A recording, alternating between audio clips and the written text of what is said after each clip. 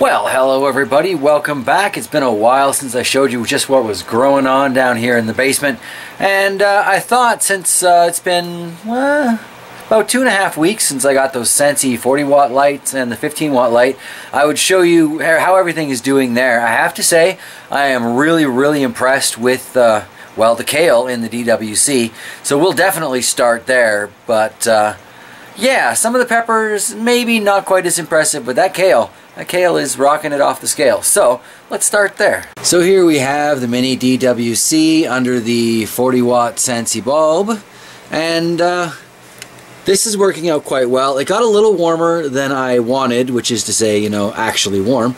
So I figured I'd put this little tiny clip fan blowing right on it. It blasts across both of these. They're now staying incredibly cool. Should definitely help maintain the overall lifespan of this bulb. And this is a little bit too close because it's a 40-watt bulb, but all the same, things are still growing fairly well. I mean, the spider plant's probably not the best example. I tried doing an oregano cutting in there. It didn't seem to take.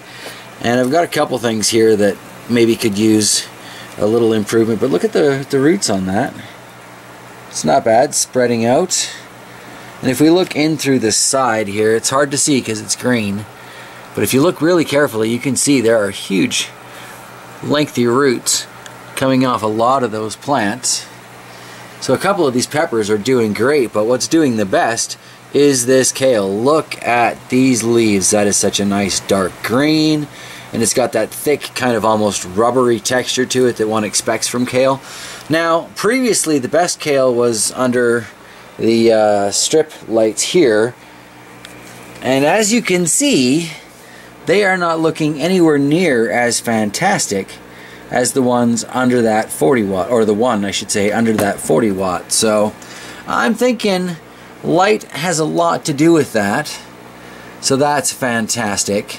I mean, these guys are still good considering, you know, it's just kind of killing time, waiting till the season gets going. But I think as we slide back on up past the pitcher plant here, that this is definitely the way to go for indoor Kale. That is crazy. I am going to have to move it out of this setup sooner or later though, because it's kind of shading out the other plants here, like this little CRH, so that would be the Caribbean Red Habanero, not getting a ton of light. Yellow Dorset Naga, not getting a ton of light. Kang Star Lemon Starburst. Yeah, it's not looking bad, but it's not looking fantastic. Maybe the Batman's Hell's Bells right there. Again, not looking terrible, but not looking fantastic. So I think what I need to do with most of these is probably up the nutrients, because I'm guessing that Kale pretty much, let's get that spider plant out of the way. I'm guessing that Kale pretty much bled it dry. Garden Salsa's doing all right. But look at that. Almost looks like a little bit of sunburn on the leaf. A little further proof there that that 40 watt's a bit too close. Santa Fe Grande surviving well. Oh, just lost a aphid infested leaf there. Well, clearly time to shake these guys out over the fish tank. There's another leaf that's fallen off. I think this is off the mystery pepper in the back though. It's doing alright, but if it's got leaves falling off of it, then it's not doing fantastic. Still, that is kind of impressive. Too bad about the oregano, but all in all, I think this DWC thing is working out well for me. So I am definitely going to go a little bit farther with my plans in this. In fact, we now have some buckets that have come home, so I'm thinking, I'm going to look around, I should have enough parts because I've got a single air pump hiding in the back there that's not currently in use. Got a bucket, got a lid. Might be time to transfer one of these lucky plants into its own system with its own nutrients where it's the only one feeding off of it. I got a couple more of these light fixtures on the way. Not quite here yet. They should be here sometime next week though. So hopefully I can get things set up and rocking. There's that Reaper. Still not the greatest looking plant around, but still alive and definitely in need of a shaking over the fish tank. We got a mystery plant over here. Got some flowers on it. Got a whole lot more aphids than it does flowers. So yeah, lots of things have been kind of neglected. I haven't been feeling too well since I started at the new job. That's just bad timing. It has nothing to do with the actual environment. I just happened to get the flu like a few days later. Second story spider plant down here doing alright. But I have difficulty when I get to feeling ill, remembering, you know, that there are plants that depend on me. So I'm a little bad on that one. I don't think this Dieffenbachia ever really recovered from trying to be transplanted. That's too bad, but life goes on. But I definitely wanted to show you how well that kale is doing under that 40 watt. That is absolutely incredible. Now realistically, this should probably be under the 15 for the height. But it is what it is for now. I'm still kind of looking into getting a grow tent, and I'd like to move a few things into that. Maybe I'll do like 2 peppers, 1 on either side, and I don't know. We shall see. We shall see. But down here, under those little lights again, you can see a few of the peppers that are set up for next year. I got one in the back that seems to have died off there. Such is life. For the most part, though, they're fairly healthy and all pretty much ready to feed the fish a nice little snack. So I should probably get to doing that before I get too much more of this update in the camera, as it were. But it is nice just how well things are doing underneath these crappy little lights. I mean, it's not intense growth, but I don't really give these guys any real nutrients. They get fish water, and occasionally I'll put a drop of something like the Flora Micro or the Flora Grow into it. Kind of avoiding the bloom stuff because I don't really want anything trying to flower. I want it all trying to grow. But it's a process. And the death rates have been, I would say they're definitely less than they have been in the past. So that in itself is promising. As we switch to the crummy light. Well, it's not crummy, it's a great light, but it's a bad spectrum to view with. Looks to me, under the lighting conditions that I've got, that this is an indigo rose tomato that has decided to grow in there, so that is cool. We will see what all comes of that. Got a couple of fruits trying to form on this. I have no idea what variety this one is, but it still seems to be trying to grow, so that's cool. Got some suckers coming off on this. I don't necessarily see any flowers at the top of it yet, but holy forest of mint in the back there, eh? Definitely getting on time to cut that down and take that out to the hens. Sage is doing particularly well, all definitely growing towards the light. When I get those other clamp lights that I was saying I've got coming, I kind of want to position them up above here so I can have 2 of the 17 watt, I think it's 5,000 Kelvin bulbs, blasting down on the aquaponic garden here, and I can just kind of retire that thing. It's using more power than I think it's really justifying with its production. So we'll see. If these tomatoes die off right after I switch it out, then we'll know the tomatoes need that light. But mostly this is about herbs in the aquaponics here, leafy greens and things of that nature. So I think I need to do, you know, kind of what's going to be best for these plants. Oh, that growth is crazy, and the size of these mint leaves are just, I mean, look at this one. That is not a small leaf. It's kind of impressive. Down to the fish. Another reason I want to change out the light, you can't really see these guys very well. And when it goes back to a regular light, it should be a little bit easier. They're still on their natural foods diets though. I mean, mint and oregano and parsley, little sage. At the bottom there you see dehydrated carrots that I ground up, sprinkled in there for them. I gave them some pureed pumpkin from the Instant Pot thing because there was so much of it. They just loved that. Keep giving them bits of frozen banana. There are so many things you can feed your goldfish. And so far it's still just that one that we've lost. So I'm guessing if I stopped everything and counted, there would be 20 in here. Although those black ones, still kind of tricky to see. You can see them now on the camera though, showing up alright. Looking nice and healthy. I'd like to see them grow a little bit more, but it is what it is, isn't it? Alright. On the Darwin table, there's been a whole lot of nothing coming up in that seed tray, but we've still got these 3 big chocolate Batman seedlings that have come up and still kind of need to get transplanted, but as I said, I wasn't feeling terribly well. Got the one larger DWC. Look at this discoloration in the blue because I used was it vegetable and tomato Miracle Grow. It's what I mixed up for this to grow in. I mean, the roots are doing all right. They're not quite as pretty as the ones in the tub, but this isn't anywhere near as powerful of a light either. I mean, sure, it's nice and close to the fluorescent light, but that 40-watt thing is just pumping. Ahi Fantasy here seems to be doing all right. Actually seems to be doing much better since I moved the fluorescent down a bit. But again, we're covered in aphids and need to feed the fish. Got a mystery pepper here, it's doing all right. And this Ahi Fantasy, okay, if that's the Fantasy, that means that's the Ahi Guyana. My bad. Ahi Guyana seems to be doing all right. Yeah, I mean, there's always something on the go down here. This little rosemary cutting is not necessarily as happy as it could be. Keep thinking it's going to die, but it struggles on. Got some flaming caddies over on the shelf here again. Struggling on, struggling on. But today, kind of wanted to try and take one of those buckets and see if we can make another DWC setup. And then, if I can, see who I'm going to put in there. Who will be the happy plant? Okay, so after chasing down about 20-30 different roads of what, if, and ors and such, I think I've decided I'm going to put this attempted DWC over here, which is currently a standard fluorescent shop light. And yeah, I've got a separate plug, should work out okay. I have finally found the little hole saw that actually fits these cups. Well, sort of fits these cups, goes about halfway down.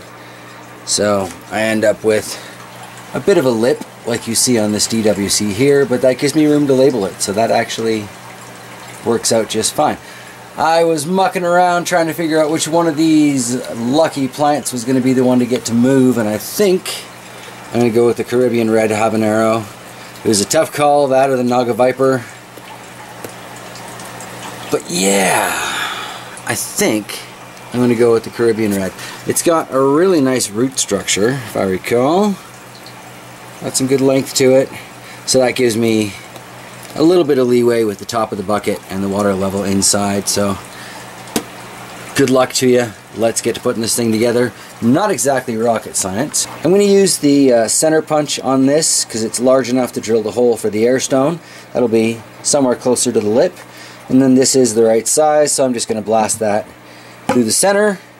And in theory, we should have our pepper support. I'm going to save you guys the sound of the drill because nobody needs that.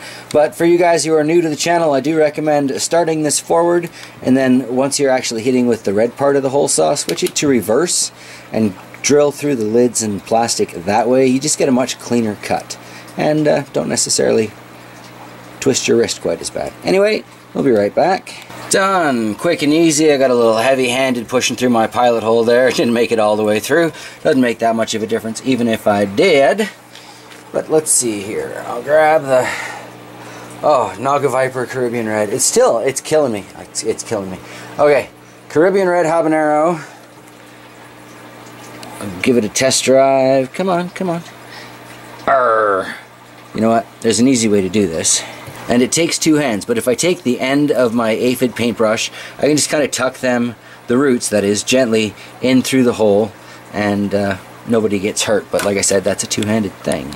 Looks so tiny and insignificant now, but it does fit well. And we can see the little label sticking up above it. So it's ridiculous, but that's basically that. Just need to make some nutrients, I guess, and get an air stone through that lid. I always feel like a bit of a medieval alchemist mucking about with all these nutrients, but starting off with the Flora Micro here, I just put in one full little eyedropper that actually came with my candy making stuff, and I'm just going to mix it up for a few minutes. I want it thoroughly absorbed. Apparently I always want to go with the micro first because of potential, I don't know, basically chemical cock-ups if you start in the other order. And I'm going to follow that up with same amount of the grow and the bloom until this is all thoroughly mixed. Hopefully I won't send too much more of it over the edge. And then for the air stone, I've just made sure I've got enough underneath my lid that the stone will be sitting all the way at the bottom, and that poor little plant is patiently waiting for me to finish with this. So I should get finished with that. Alright, it's all mixed up. The bubbler's going all the way down at the bottom. Snap this puppy on. I got my aphid killing paintbrush handy so I can get those roots in there.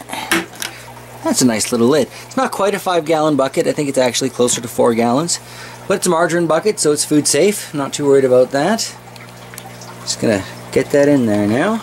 And with as long as those roots are, I'm fairly confident that they're, oh yeah, they're definitely right in the water. It doesn't go all the way up to the cup though, so the actual soil in here is going to get a chance to dry out now, which, as I understand it, should be a good thing. It's got lots of light reflection coming back up at it, which should be a good thing.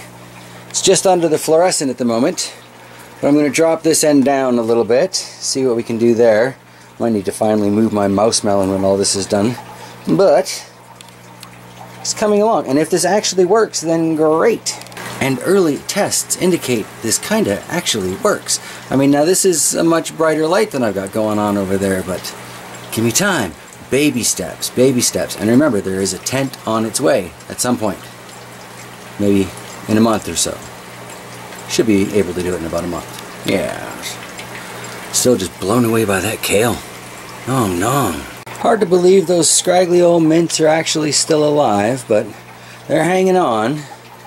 So I can't say that I'm happy with this current arrangement of things, but when am I ever happy with the light in the dungeon gardens? So this is not exactly something new, but maybe we'll get some new wraparound growth on the mouse melon here. That could be fun. And you know, this will just be a good motivator for me to kind of drive forward and get those extra lights. I have been seriously considering getting a couple of floodlights. I think they're 60 or 70 watts, and putting them up in the rafters and just kind of blasting them down, because they say their best coverage is from about 9 feet. So I'm 6, there's maybe 18 inches. It's not exactly 9 feet between me and the rafters, or between floor and the rafters, but I think it'll spread out better than this fluorescent does. And I've got a few of them there, so I can just keep stacking them along the way as needed. And hopefully I can get broader coverage for this basement garden experience I got going on here.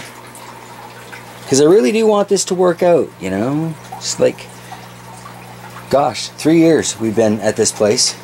And at least I can keep things alive over the winter now, in some cases. And not everything's getting trashed by aphids, because they're all getting Bob Ross of doom to the fish. But yeah, I still haven't produced an indoor pepper during the winter yet. It's kind of driving me that that goal has not yet been achieved. But I'm really hoping, because I can modify the nutrients for exactly what's needed with these little DWC buckets. And there's a lot of ways to get, well, a little control freak about it really. But hopefully I can get some production. Yes, yes, yes. Speaking of production, it kind of seems like the kale is the way to go with this particular setup. So since I've got 2 empty spots, I'm just going to plop these guys into the back. Imagine next time we see them, they'll be a little bit bigger. Probably going to rip the nutrients out of this water. That's okay. I'm sure I can find something to water with that and mix up a new batch easy enough. And I imagine when I put some new stuff in, maybe these peppers will grow up a bit.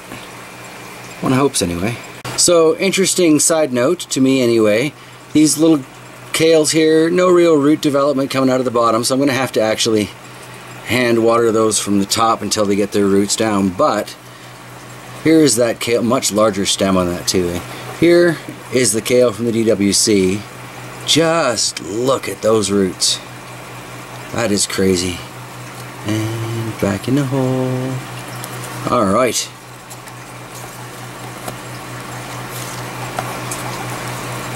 For those who are wondering, yes, this is a chunk of fly tape that I just stuck on one of those Safers traps. Ran out of the yellow sticky tabs, but had plenty of fly tape around. Seems to have worked. Anywho, so now I've got 3 kale growing in this garden under that 40-watt Sansi light. Theoretically, they should do pretty darn well. I think I'm going to set myself up with a sandwich here in a couple minutes I have some kale leaves on that. Just so, you know, everybody's at the same level. Gotta keep it fair, right? And other things I should probably be doing with scissors or two hands or all that jazz. Anyway, thumbnail, break, there you go. That one off just because it looks ratty. Alright, slightly closer to the same size. Not really, but that is impressive to me. I'd like to see some growth out of this. And I'm really excited for the whole DWC concept this year. Very, very entertaining. Alright. And yes, for those of you who are wondering what the squeak is, it's the bear. He's just rocking himself out under... It's pretty much from the 15 that he's getting all that energy. Which I think is a great sign for the 15 water. But anywho, turn this back on. Grow, my babies, grow. And on that note, thank you all for joining me as I take a look around at what's kind of growing on here in the basement. Always changing, always mucking about with things, so do stick around as we get through the winter. Summer will be here one day, and I have some really interesting choices made for short season varieties. I found a sweet corn that says it's only like 65 days, so that's going to be really fun to muck with. I found a few other 65 and 70 and 80 day crops, so I figure if I stack up my short season stuff, I might actually get some productivity happening in the yard and garden this year, but we'll just have to wait out 2019 and see what comes of it. So yeah, stick around and we can find out together. Until next time, take care everybody.